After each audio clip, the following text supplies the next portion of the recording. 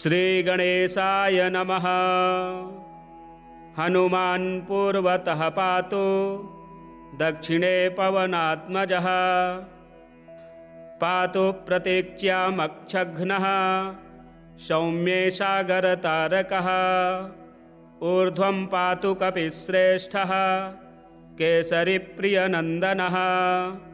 अधस्ताद्विष्णुभक्तस्तु पातु मध्ये च पावनिः। लङ्काविदाहकः पातु सर्वापद्भ्यो निरन्तरम्। सुग्रीवसचिवः पातु मस्तकं वायुनन्दनः। भालं पातु महावीरो भ्रुवोर्मध्ये निरन्तरम्। नेत्रे छायापहारी च पातु नः प्लवगेश्वरः। कपोलौ कर्णमूले च पातु श्रीरामकिङ्करः। नासाग्रमञ्जनासूनुः पातु वक्त्रं हरीश्वरः। पातु कण्ठे तु दैत्यारिः स्कन्धौ पातु सुरारिजित्। भुजौ पातु महातेजाः करौ च चरणायुधः। नखन्नखायुधः पातु कुक्षौ पातु कपीश्वरः। वक्षो मुद्रापहारी च पातु पार्श्वे भुजायुधः। लङ्कानिभर्जनः पातु पृष्ठदेशे निरन्तरम्। नाभिं श्रीरामभक्तस्तु कटिं पात्वनिलात्मजः।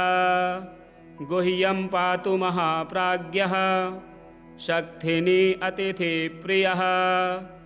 ऊरू च जानुनी पातु लङ्काप्रासादभञ्जनः।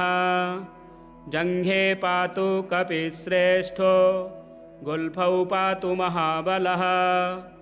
अचलोद्धारकः पातु पादौ भास्करसन्निभः।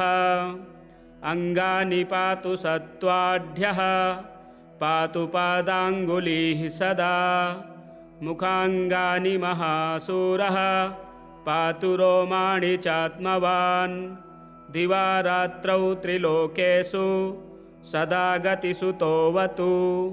स्थितं व्रजन्तमासीनं पिबन्तं जक्षतं कपिः। लोकोत्तरगुणः श्रीमान् पातु त्र्यम्बकसम्भवः।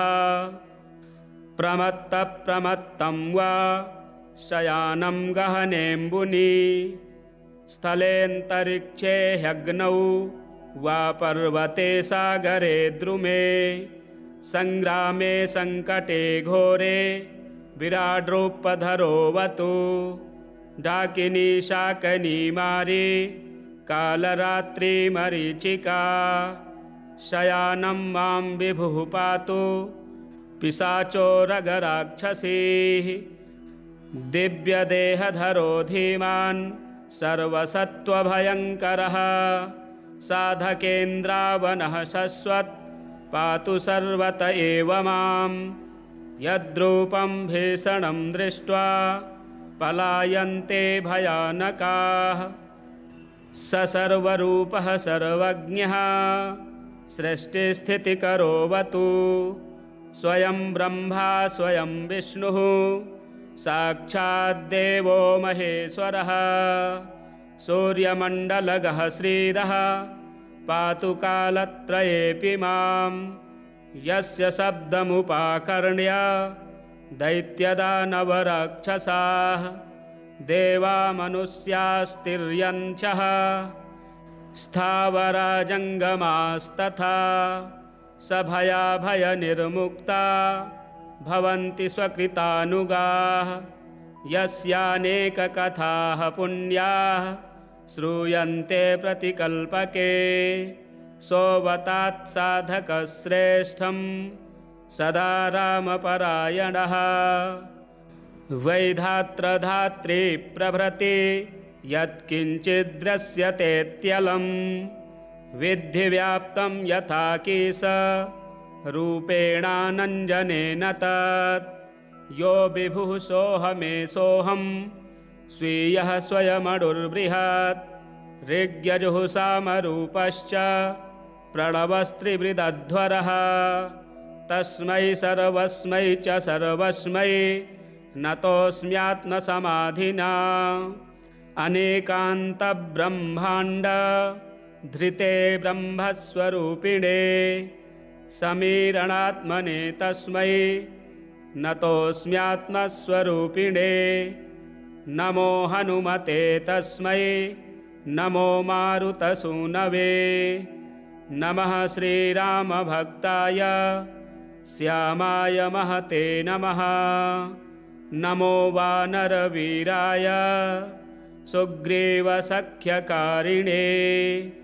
लङ्काविदहनाथाय महासागरतारिणे सीताशोकविनाशाय राममुद्राधराय च रावणान्तनिदानाय नमः सर्वोत्तरात्मने मेघनादमखध्वंस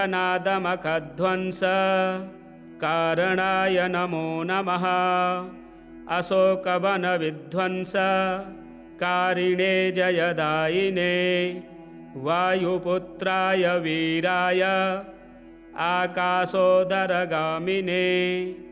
वनपालशिरश्छेत्रे लङ्काप्रासादभञ्जिने ज्वलत्काञ्चनवर्णाय दीर्घलाङ्गूलधारिणे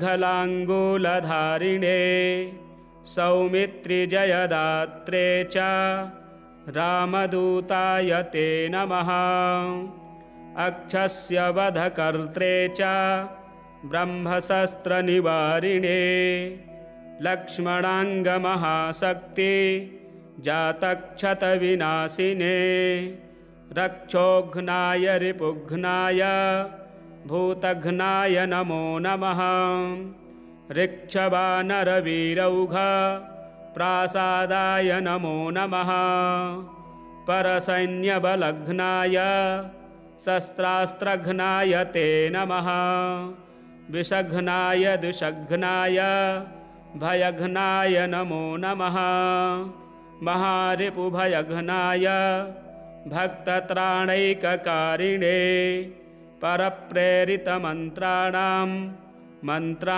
स्तम्भकारिणे पयः पाषाणतरणकारणाय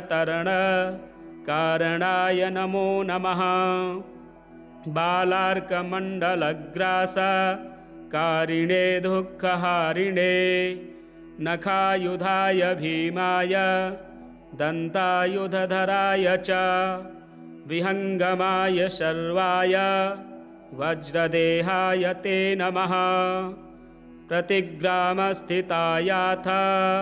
भूतप्रेतवधार्थिने करस्थशैलशस्त्राय रामस्त्राय ते नमः कौपीनवाससेतुभ्यं रामभक्तिरताय च दक्षिणशाभास्कराय शतां चन्द्रोदयात्मने कृत्याक्षतव्यथाघ्नाय सर्वक्लेशहराय च स्वाम्याज्ञापार्थसङ्ग्राम सख्यसञ्जयकारिणे भक्तानां दिव्यवादेषु सङ्ग्रामे जयकारिणे किल्किलारवकाराय घोरशब्दकराय च शर्वाग्निव्याधिसंस्तम्भकारिणे भयहारिणे सदा वनफलाहार सन्तृप्ताय विशेषतः महार्णवशिलाबद्ध सेतुबन्धाय ते नमः। श्रीसीतारामौ विजयते।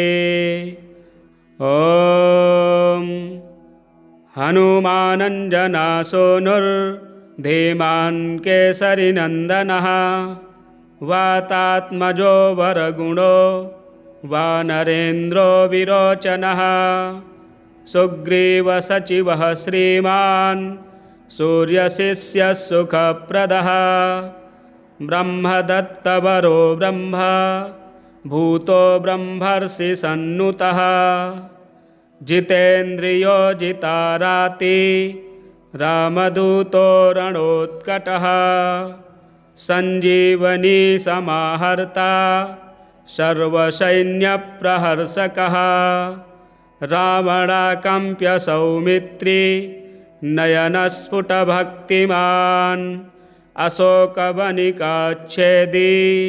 सीतावात्सल्यभाजनम् विषेददभूमितन यार्पितरामाङ्गुलीयकः चूडामणिसमानेता रामदुःखापहारकः अक्षहन्ता वीक्षतारिस्तृणीकृतदशाननः कुल्याकल्पमहाम्भोधिस्सिंहिकाप्राणनाशनः सुरसा विजयोपाय वेत्तासुरनरार्चितः जाम्बुवन्नुतमाहात्म्यो जीविता हतलक्ष्मणः जम्बुमालिरिपुर्जम्भ वैरिसाध्वसनाशनः अस्त्रावध्यो राक्षसारिस्सेनापतिविनाशनः लङ्कापुरप्रदग्धा च वालानलः सुशीतलः वानरप्राणसन्दाता वालिसूनुप्रियङ्करः महारूपधरो मान्यो भीमो भीमपराक्रमः भीमदर्पहरो भक्त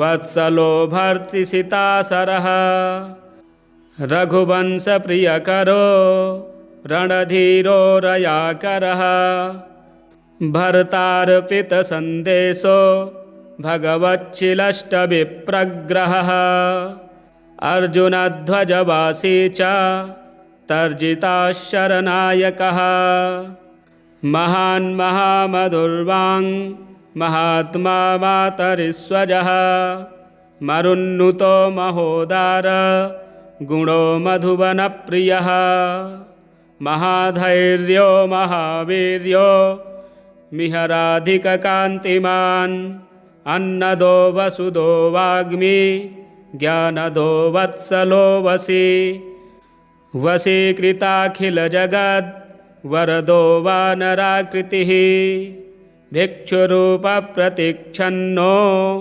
अभीतिदो भीतिवर्जितः भूमिधरहरो भूति दायको भूतसन्नुतः भुक्तिमुक्तिप्रदो भूमा भुजनिर्जितराक्षसः वाल्मीकिस्तुतमाहात्म्यो विभीषणसुहृद्विभुः अनुकम्पानिधिः पम्पा तीरचारी प्रतापवान् ब्रह्मास्त्रहतरामादि जीवनो ब्रह्मवत्सलः जयवार्ताहरो जेता जानकी शोकनाशनः जानकी रामसाहित्यकारी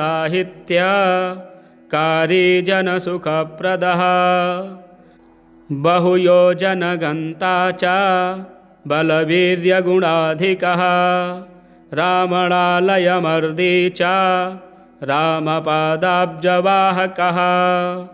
रामनामलसद्व्यक्तो रामायणकथाधृतः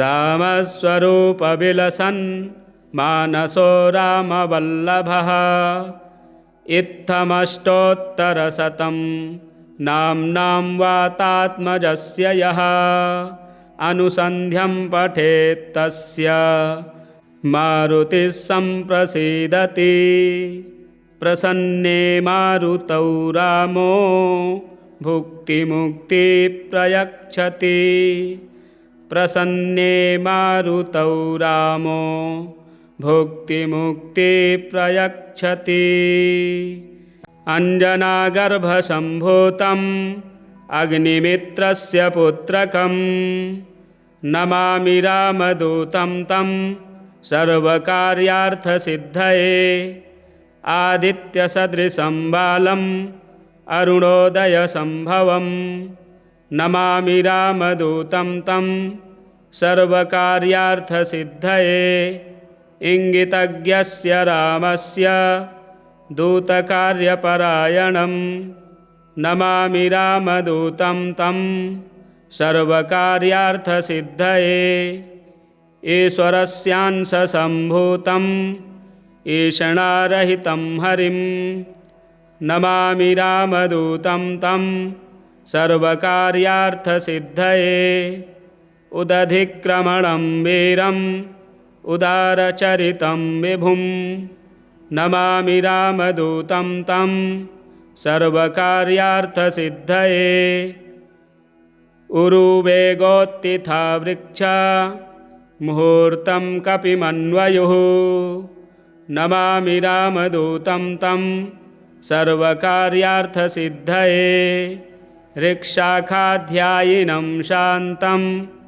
मृग्यमाणपदार्चितं नमामि रामदूतं तं सर्वकार्यार्थसिद्धये ऋकाराद्याक्षरोत्पत्ति ज्ञानपूरितमानसं नमामि रामदूतं तं सर्वकार्यार्थसिद्धये ऋल् इत्यादिवर्णानाम् उच्चारणविधायकं नमामि रामदूतं तं सर्वकार्यार्थसिद्धये एधमानशरीरं तं राजमानमुखाकृतिं नमामि रामदूतं तं सर्वकार्यार्थसिद्धये ऐक्ष्वाकुकुलवीरस्य रामस्य प्रियपात्रकं नमामि रामदूतं तं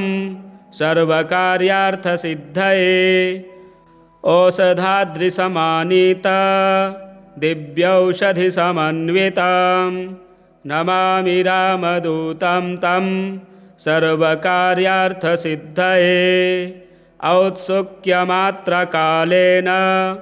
शत्रुक्षयकरं विभुं नमामि रामदूतं तं श्रीगणेशाय नमः।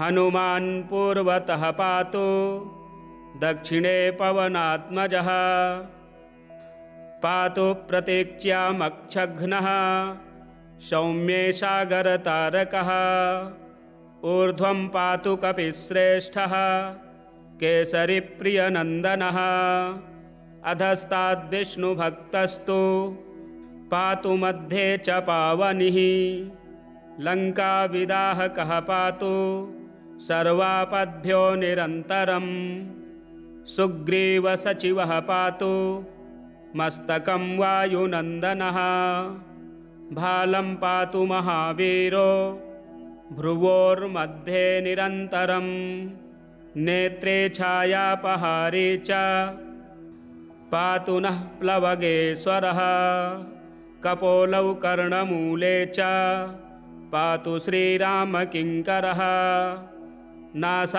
नासाग्रमञ्जनासूनुः पातु वक्त्रं हरीश्वरः पातु कण्ठे तु दैत्यारिः स्कन्धौ पातु सुरारिजित् भुजौ पातु महातेजाः करौ च चरणायुधः नखन्नखायुधः पातु कुक्षौ पातु कपीश्वरः वक्षो मुद्रापहारी च पातु पार्श्वे भुजायुधः लङ्कानिभर्जनः पातु पृष्ठदेशे निरन्तरं नाभिं श्रीरामभक्तस्तु कटिं पात्वनिलात्मजः गुह्यं पातु महाप्राज्ञः शक्तिनी अतिथिप्रियः ऊरू च जानुनी पातु लङ्काप्रासादभञ्जनः जङ्घे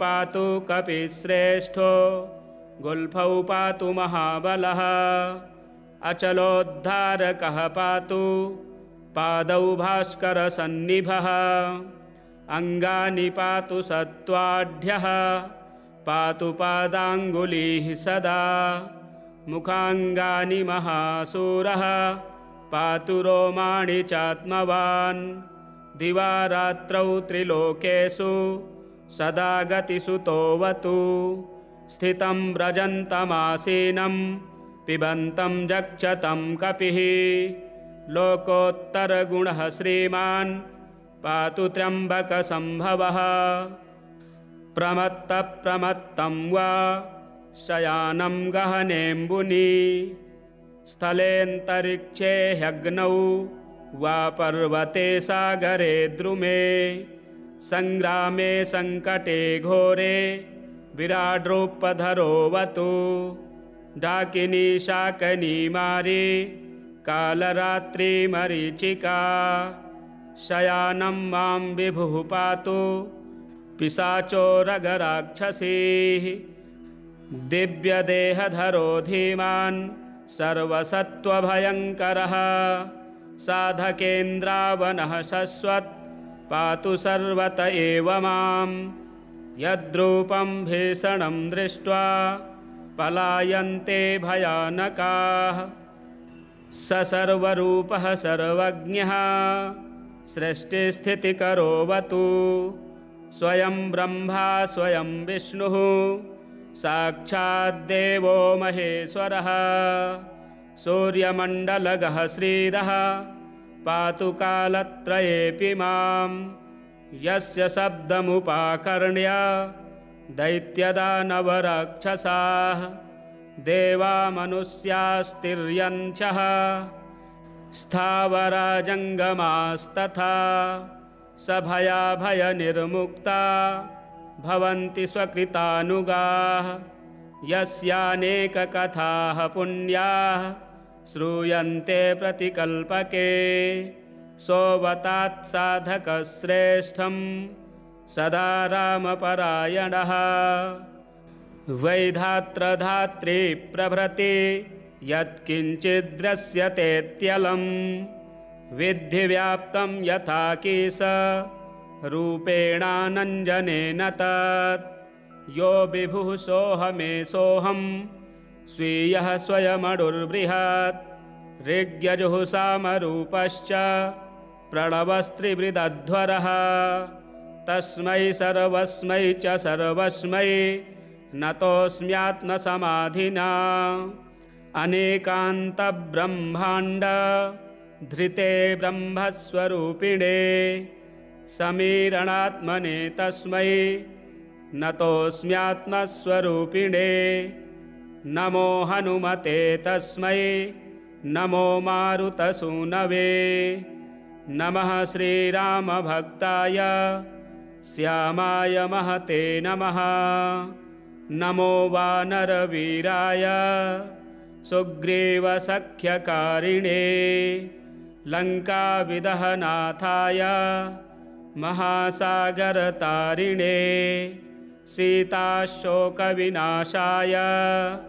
राममुद्राधराय च रावणान्तनिदानाय नमः सर्वोत्तरात्मने मेघनादमखध्वंस कारणाय नमो नमः अशोकवनविध्वंस कारिणे जयदायिने वायुपुत्राय वीराय आकाशोदरगामिने वनपालशिरश्छेत्रे लङ्काप्रासादभञ्जिने ज्वलत्काञ्चनवर्णाय दीर्घलाङ्गूलधारिणे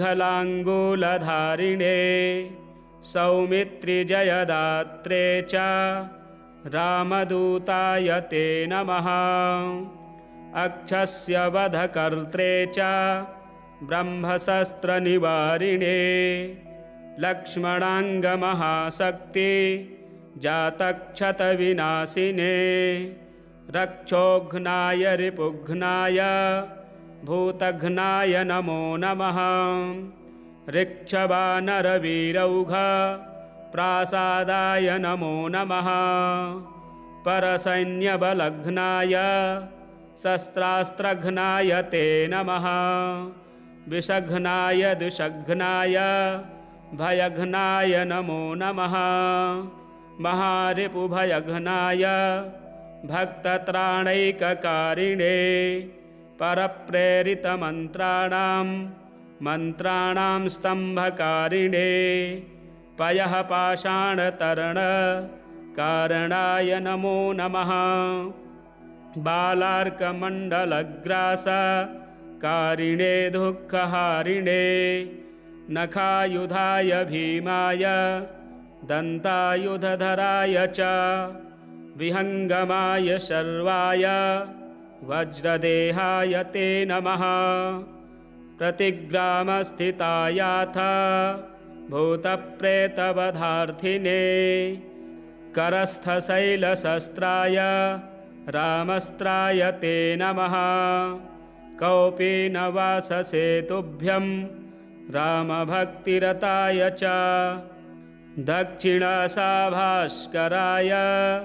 शतां चन्द्रोदयात्मने कृत्याक्षतव्यथाघ्नाय सर्वक्लेशहराय च स्वाम्याज्ञापार्थसङ्ग्राम सख्यसञ्जयकारिणे भक्तानां दिव्यवादेषु सङ्ग्रामे जयकारिणे किल्किलारवकाराय घोरशब्दकराय च शर्वाग्निव्याधिसंस्तम्भकारिणे भयहारिणे सदा वनफलाहार सन्तृप्ताय विशेषतः महार्णवशिलाबद्ध सेतुबन्धाय ते नमः।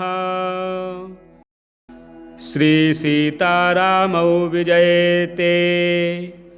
ॐ हनुमानञ्जनासूनुर्धीमान् केसरीनन्दनः वातात्मजो वरगुणो वानरेन्द्रो विरोचनः सुग्रीवसचिवः श्रीमान् सूर्यशिष्यः सुखप्रदः ब्रह्मदत्तवरो ब्रह्म भूतो ब्रह्मर्षि सन्नुतः जितेन्द्रियो जिताराति रामदूतो रणोत्कटः सञ्जीवनी समाहर्ता सर्वसैन्यप्रहर्षकः रावणाकम्प्य सौमित्री नयनस्फुटभक्तिमान् अशोकवनिकाच्छेदी सीतावात्सल्यभाजनम् विषेददभूमितन यार्पितरामाङ्गुलीयकः चूडामणिसमानेता रामदुःखापहारकः अक्षहन्ता भिक्षतारिस्तृणीकृतदशाननः कुल्याकल्पमहाम्भोधिसिंहिका प्राणनाशनः सुरसा विजयोपाय वेत्तासुरनरार्चितः जाम्बुवन्नुतमाहात्म्यो जीविताहतलक्ष्मणः जम्बुमालिरिपुर्जम्भ वैरिसाध्वसनाशनः अस्त्रावध्यो राक्षसारिसेनापतिविनाशनः लङ्कापुरप्रदग्धा च वालानलः सुशीतलः वानरप्राणसन्दाता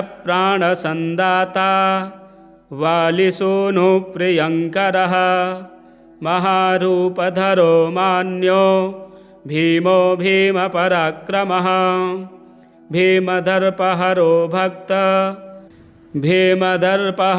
भक्त वत्सलो भर्तृसितासरः रघुवंशप्रियकरो रणधीरो रयाकरः भर्तार्पितसन्देशो भगवच्छिलष्टविप्रग्रहः अर्जुनध्वजवासी च तर्जिताशरनायकः महान् महामधुर्वाङ् महात्मा मातरिस्वजः मरुन्नुतो महोदार गुणो मधुवनप्रियः महाधैर्यो महावीर्यो मिहराधिककान्तिमान् अन्नदो वसुदो वाग्मी ज्ञानदो वत्सलो वशी वशीकृताखिलजगद् वरदो वानराकृतिः भिक्षुरूपप्रतिच्छन्नो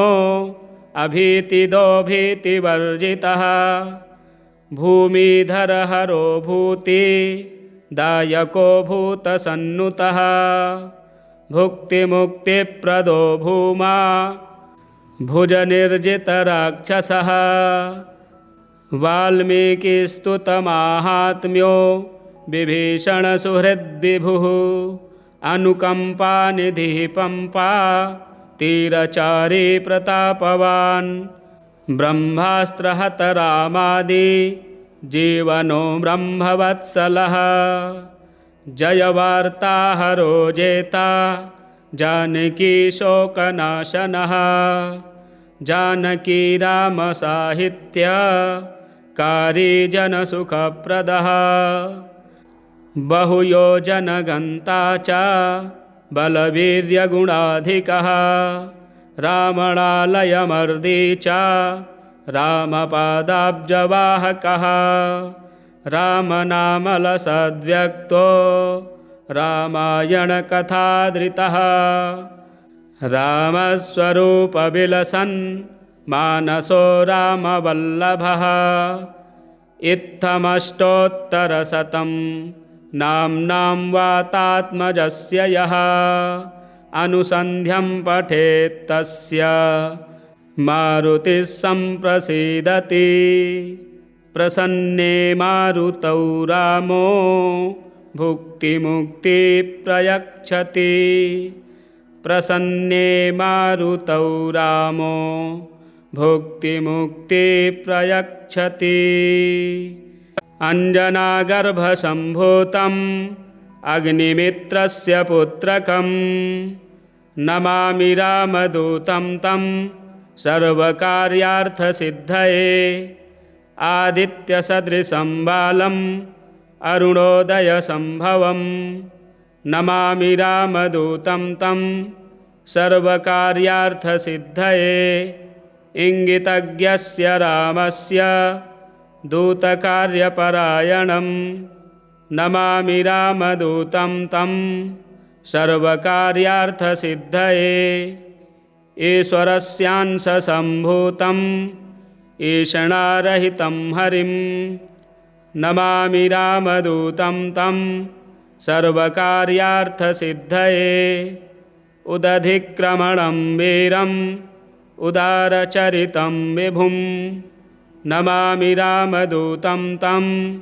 सर्वकार्यार्थसिद्धये उरुवेगोत्थिता वृक्षा मुहूर्तं कपिमन्वयुः नमामि रामदूतं तं सर्वकार्यार्थसिद्धये ऋक्शाखाध्यायिनं शान्तं मृग्यमाणपदार्चितं नमामि रामदूतं तं सर्वकार्यार्थसिद्धये ऋकाराद्याक्षरोत्पत्ति ज्ञानपूरितमानसं नमामि रामदूतं तं सर्वकार्यार्थसिद्धये ऋल् इत्यादिवर्णानाम् उच्चारणविधायकं नमामि रामदूतं तं सर्वकार्यार्थसिद्धये एधमानशरीरं तं राजमानमुखाकृतिं नमामि रामदूतं तं सर्वकार्यार्थसिद्धये ऐक्ष्वाकुकुलवीरस्य रामस्य प्रियपात्रकं नमामि रामदूतं तं सर्वकार्यार्थसिद्धये औषधादृशमानीत दिव्यौषधिसमन्वितं नमामि रामदूतं तं सर्वकार्यार्थसिद्धये औत्सुक्यमात्रकालेन शत्रुक्षयकरं विभुं नमामि रामदूतं तं सर्वश्रीगणेशाय नमः।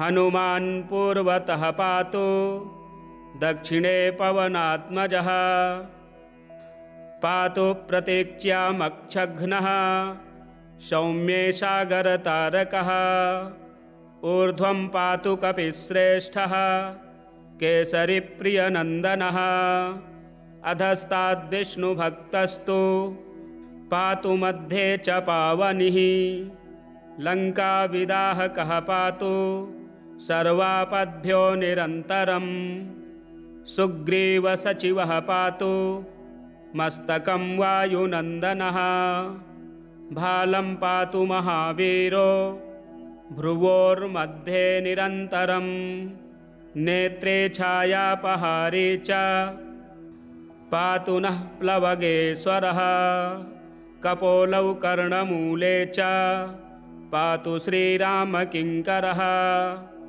नासाग्रमञ्जनासूनुः पातु वक्त्रं हरीश्वरः पातु कण्ठे तु दैत्यारिः स्कन्धौ पातु सुरारिजित् भुजौ पातु महातेजाः करौ च चरणायुधः नखन्नखायुधः पातु कुक्षौ पातु कपीश्वरः वक्षो मुद्रापहारी च पातु पार्श्वे भुजायुधः लङ्कानिभर्जनः पातु पृष्ठदेशे निरन्तरम् नाभिं श्रीरामभक्तस्तु कटिं पात्वनिलात्मजः गुह्यं पातु महाप्राज्ञः शक्थिनी अतिथिप्रियः ऊरू च जानुनी पातु लङ्काप्रासादभञ्जनः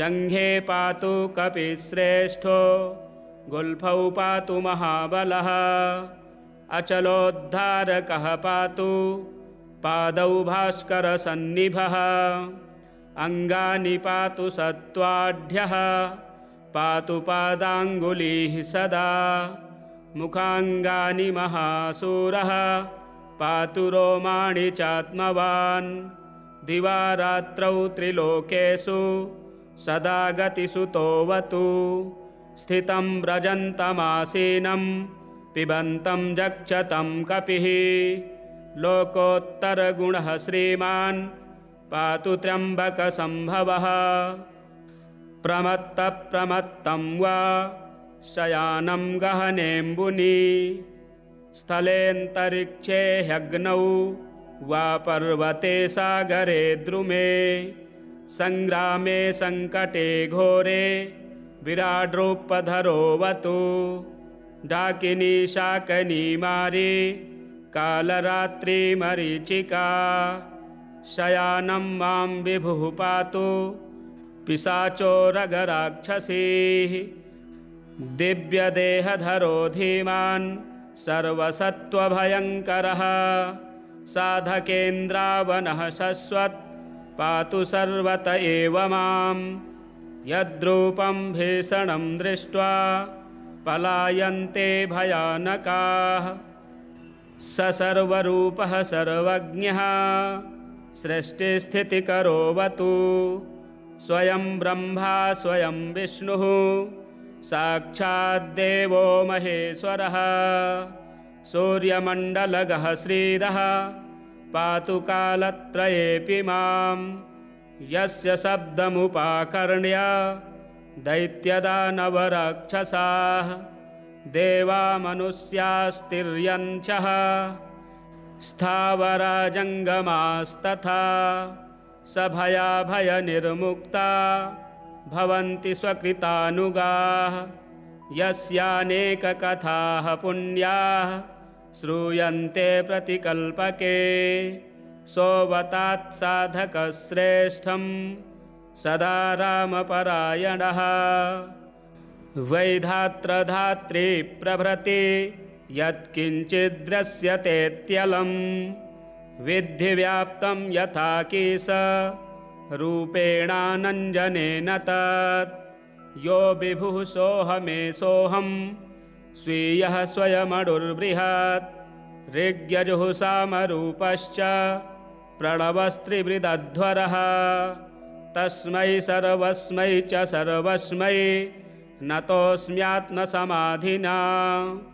अनेकान्तब्रह्माण्ड धृते ब्रह्मस्वरूपिणे समीरणात्मने तस्मै नतोऽस्म्यात्मस्वरूपिणे नमो हनुमते तस्मै नमो मारुतसूनवे नमः श्रीरामभक्ताय श्यामाय महते नमः नमो वानरवीराय सुग्रीवसख्यकारिणे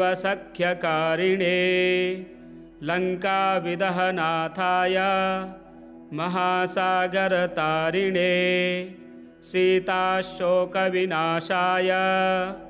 राममुद्राधराय च रावणान्तनिदानाय नमः सर्वोत्तरात्मने मेघनादमखध्वंस कारणाय नमो नमः अशोकवनविध्वंस कारिणे जयदायिने वायुपुत्राय वीराय आकाशोदरगामिने वनपालशिरश्छेत्रे लङ्काप्रासादभञ्जिने ज्वलत्काञ्चनवर्णाय दीर्घलाङ्गूलधारिणे सौमित्रिजयदात्रे च रामदूताय ते नमः अक्षस्य वधकर्त्रे च ब्रह्मशस्त्रनिवारिणे लक्ष्मणाङ्गमहाशक्ति जातक्षतविनाशिने रक्षोघ्नाय रिपुघ्नाय भूतघ्नाय नमो नमः ऋक्षवानरवीरौघ प्रासादाय नमो नमः परसैन्यबलघ्नाय शस्त्रास्त्रघ्नाय ते नमः विषघ्नाय दुषघ्नाय भयघ्नाय नमो नमः महारिपुभयघ्नाय भक्तत्राणैककारिणे परप्रेरितमन्त्राणां स्तम्भकारिणे पयः पाषाणतरणकारणाय नमो नमः बालार्कमण्डलग्रासकारिणे दुःखहारिणे नखायुधाय भीमाय दन्तायुधधराय च विहङ्गमाय शर्वाय वज्रदेहाय ते नमः प्रतिग्रामस्थितायाथ भूतप्रेतवधार्थिने करस्थशैलशस्त्राय रामस्त्राय ते नमः कौपीनवाससेतुभ्यं रामभक्तिरताय च दक्षिणशाभास्कराय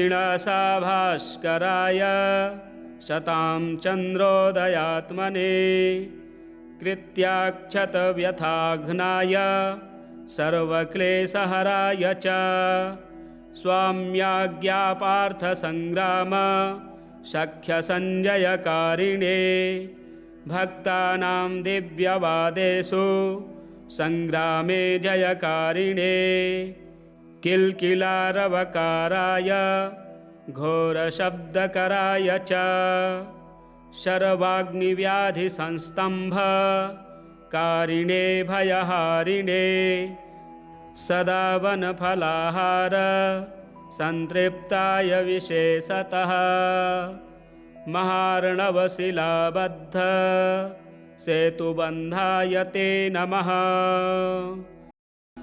श्री सीतारामौ विजयते ॐ हनुमानञ्जनासूनुर्धीमान् केसरीनन्दनः वातात्मजो वरगुणो वानरेन्द्रो विरोचनः सुग्रीवसचिवः श्रीमान् सूर्यशिष्यः सुखप्रदः ब्रह्मदत्तवरो ब्रह्म भूतो ब्रह्मर्षि सन्नुतः जितेन्द्रियो जिताराति रामदूतो रणोत्कटः सञ्जीवनी समाहर्ता सर्वसैन्यप्रहर्षकः रावणाकम्प्य सौमित्री नयनस्फुटभक्तिमान् अशोकवनिकाच्छेदी सीतावात्सल्यभाजनम् विषेददभूमितन यार्पितरामाङ्गुलीयकः चूडामणिसमानेता रामदुःखापहारकः अक्षहन्ता वीक्षतारिस्तृणीकृतदशाननः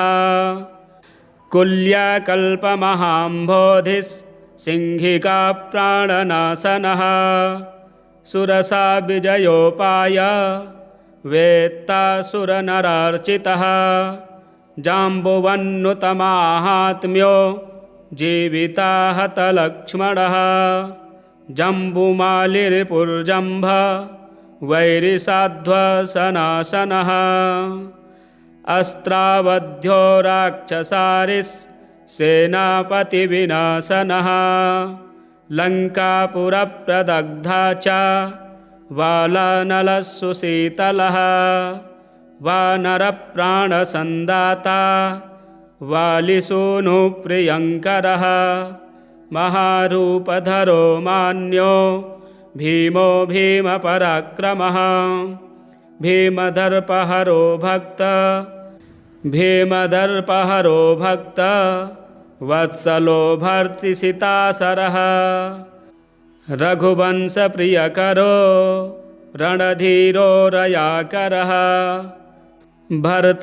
भरतार्पितसन्देशो भगवच्छिलष्टविप्रग्रहः अर्जुनध्वजवासी च तर्जिताशरनायकः महान् महामधुर्वाङ् महात्मा मातरिस्वजः मरुन्नुतो महोदार गुणो मधुवनप्रियः महाधैर्यो महावीर्यो मिहराधिककान्तिमान् अन्नदो वसुदो वाग्मी ज्ञानदो वत्सलो वशी वशीकृताखिलजगद् वरदो वानराकृतिः भिक्षुरूपप्रतिच्छन्नो अभीतिदो भीतिवर्जितः भूमिधरहरो भूति दायको भूतसन्नुतः भुक्तिमुक्तिप्रदो भूमा भुजनिर्जितराक्षसः वाल्मीकिस्तुतमाहात्म्यो विभीषणसुहृद्विभुः अनुकम्पानिधिः पम्पा तीरचारी प्रतापवान् ब्रह्मास्त्रहतरामादि जीवनो ब्रह्मवत्सलः जयवार्ताहरो जेता जानकी शोकनाशनः जानकी रामसाहित्यकारी जनसुखप्रदः बहुयोजनगन्ता च बलवीर्यगुणाधिकः रामणालयमर्दी च रामपादाब्जवाहकः रामनामलसद्व्यक्तो रामायणकथाधृतः रामस्वरूपविलसन् मानसो रामवल्लभः इत्थमष्टोत्तरशतं नाम्नां वातात्मजस्य यः अनुसन्ध्यं पठेत्तस्य मारुतिः सम्प्रसीदति प्रसन्ने मारुतौ रामो भुक्तिमुक्तिप्रयच्छति प्रसन्ने मारुतौ रामो भुक्तिमुक्तिप्रयच्छति अञ्जनागर्भसम्भूतम् अग्निमित्रस्य पुत्रकं नमामि रामदूतं तं सर्वकार्यार्थसिद्धये आदित्यसदृशं बालम् अरुणोदयसम्भवं नमामि रामदूतं तं सर्वकार्यार्थसिद्धये इंगितज्ञस्य रामस्य दूतकार्यपरायणं नमामि रामदूतं तं सर्वकार्यार्थसिद्धये ईश्वरस्यांशसम्भूतम् ईषणारहितं हरिं नमामि रामदूतं तं सर्वकार्यार्थसिद्धये उदधिक्रमणं वीरम् उदारचरितं विभुं नमामि रामदूतं तं सर्वकार्यार्थसिद्धये उरुवेगोत्थिता वृक्षा मुहूर्तं कपिमन्वयुः नमामि रामदूतं तं सर्वकार्यार्थसिद्धये ऋक्शाखाध्यायिनं शान्तं मृग्यमाणपदार्चितं नमामि रामदूतं तं सर्वकार्यार्थसिद्धये ऋकाराद्याक्षरोत्पत्ति ज्ञानपूरितमानसं नमामि रामदूतं तं सर्वकार्यार्थसिद्धये ऋल् इत्यादिवर्णानाम् उच्चारणविधायकं नमामि रामदूतं तं सर्वकार्यार्थसिद्धये एधमानशरीरं तं राजमानमुखाकृतिं नमामि रामदूतं तं सर्वकार्यार्थसिद्धये ऐक्ष्वाकुकुलवीरस्य रामस्य प्रियपात्रकं नमामि रामदूतं तं सर्वकार्यार्थसिद्धये औषधाद्रिसमानीता दिव्यौषधिसमन्वितां नमामि रामदूतं तं सर्वकार्यार्थसिद्धये औत्सुक्यमात्रकालेन शत्रुक्षयकरं विभुं नमामि रामदूतं तं सर्व